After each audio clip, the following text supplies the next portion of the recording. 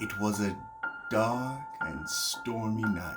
Not really, it probably wasn't dark or stormy, but it could have been. In all seriousness, over the next few weeks leading up to Halloween, I'm gonna give you some stories about EHS non-compliance. So just imagine you sitting around the campfire telling stories about EHS non-compliance and Tier II and EPCRA nightmares. And as a former EHS manager, I truly understand just how scary this can be. It actually is the last thing you want to have your hands in and have your fingerprints on as being in charge of a fine. Trust me, it's not where you want to be. And these stories are true.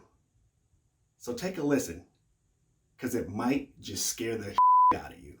Fines alone can devastate your business, but greater losses from associated violations or potential civil suits by consumers or the government could make your business go silent.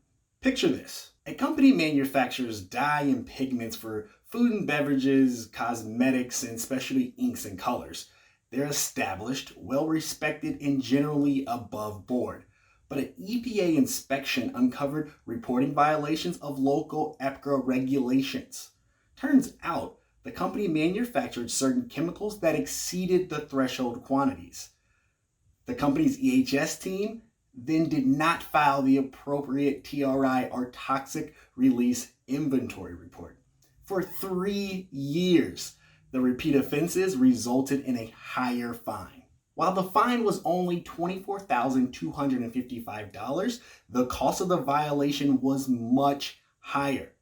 The EPA then forced the company to purchase the site of a former affiliated plating company, remove contaminated soil, perform asbestos abatement in an existing building, and then restore and enhance the site's green space. So yeah, that fine was only $24,000, but that was just the cherry on top of one expensive cake. So as you start to think about EPCRA reporting and violations and avoiding fines, especially when Tier II season is upon us, ask yourself 3 questions.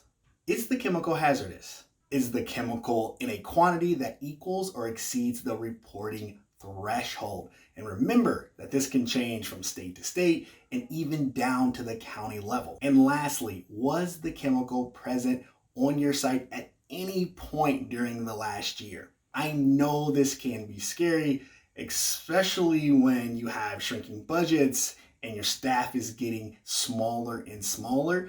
Encamp can help, especially with those very annoying government websites. And as you think about new systems and new thresholds, Encamp can take care of that for you. I want to thank you for tuning in to episode 1 of the Harrowing Tales of EHS Noncompliance. As we move through with further videos, I will explain exactly how Encamp can help. What's good for business is good for the environment.